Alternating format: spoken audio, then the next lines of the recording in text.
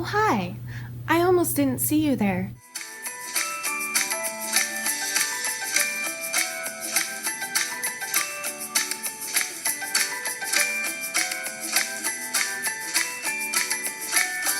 Welcome to Motivational Mondays.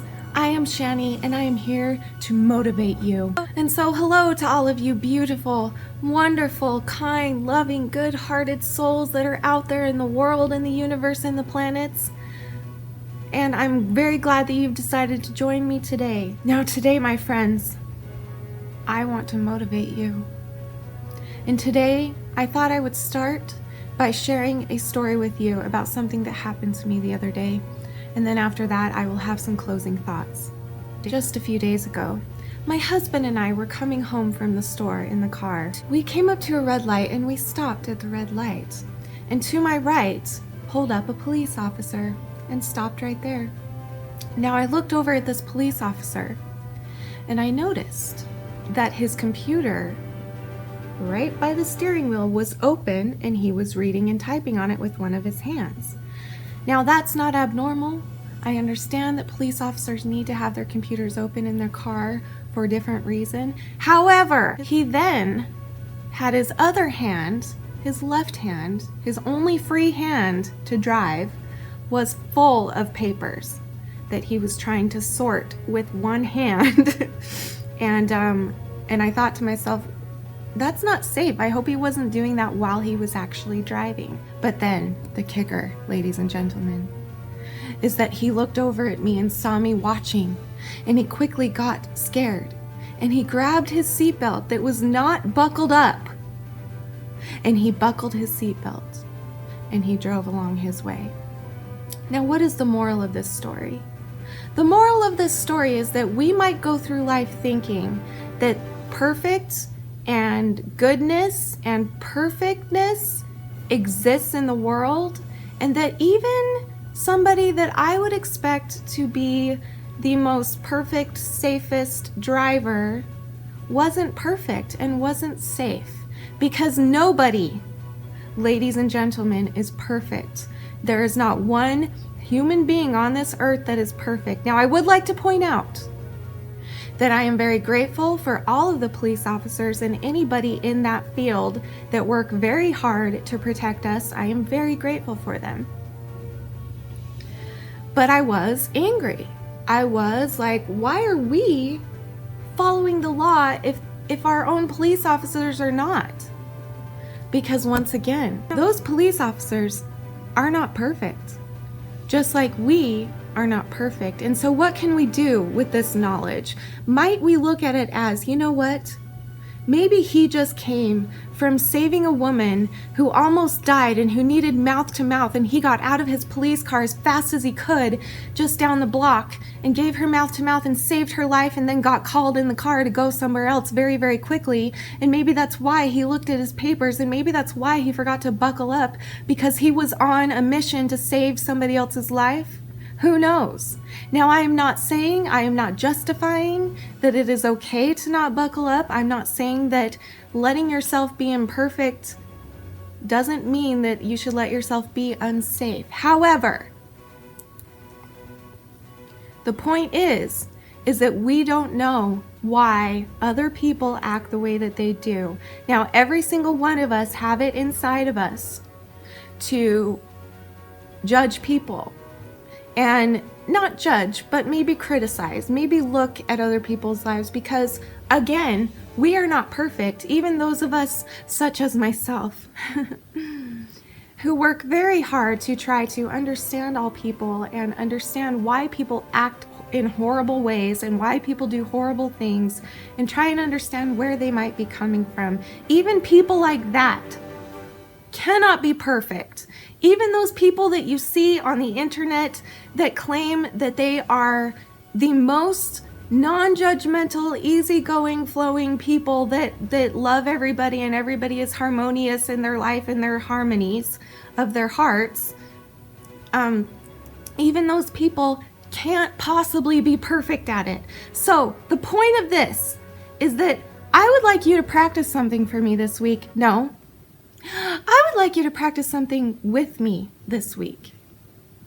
We want you to practice the way that you look at other people and the way that maybe some of them don't buckle their seatbelt. And maybe some of them have their computers open, and maybe some of them have their hands full of papers that have to do with saving lives and keeping our country safe. And maybe try and think of it as a different way. Maybe try and think to yourself, now what is it that maybe they are going through that would allow them, that would make them, that would cause them to act that certain way? And I promise you, my friends, the more that we practice this, the more that we practice realizing that not only are we not perfect, but that everybody else in the world is also not perfect, the happier we will become and the more at peace with ourselves and our lives and our seatbelts that we will be.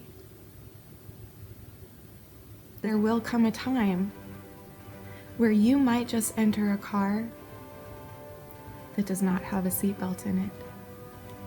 Because sometimes, my friends, seatbelts break. Sometimes seatbelts get caught in the doors of the lives of the times of the people who are trapping the doors of the seatbelts in the doors and break them. Sometimes that happens. And so what do?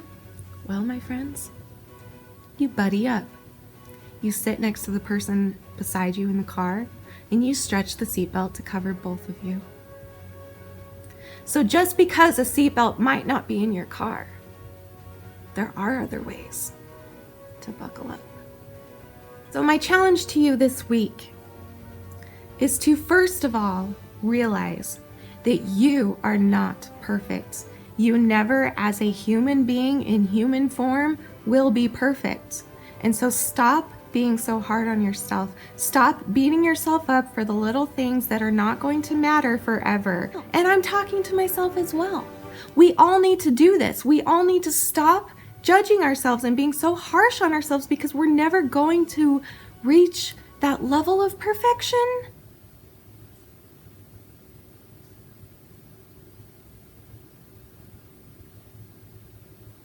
Not sure where I was going with that.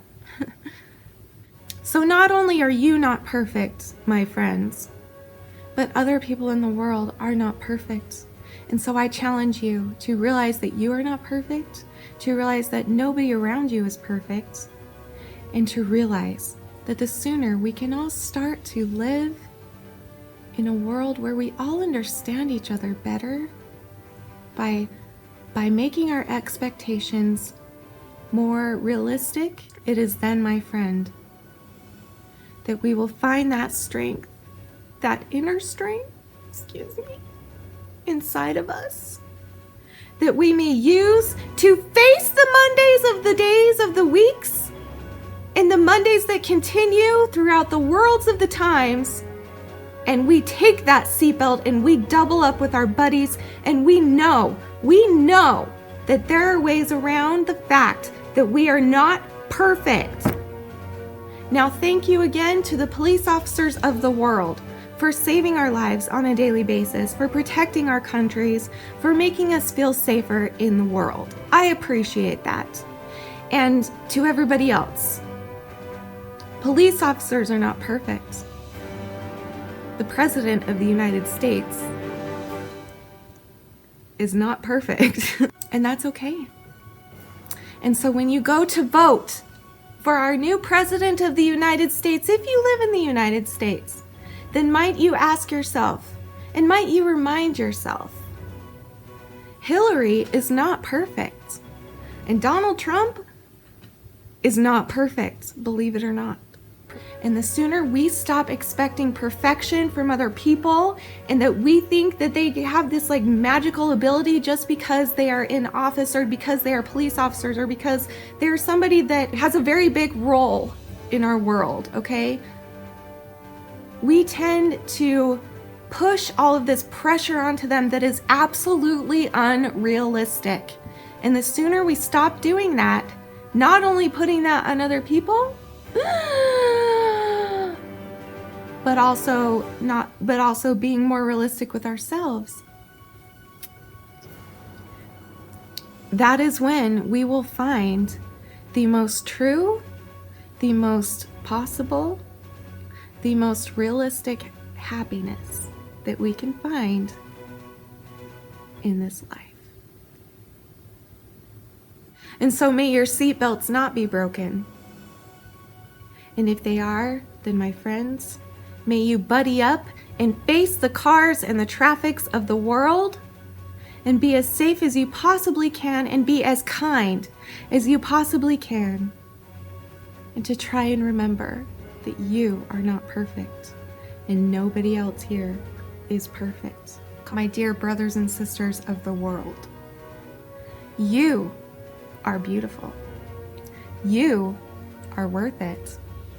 And I am too. And together we can become unified in the yellow colors of the world. I believe in you, and all we all need to do now is believe in each other. Thank you for watching.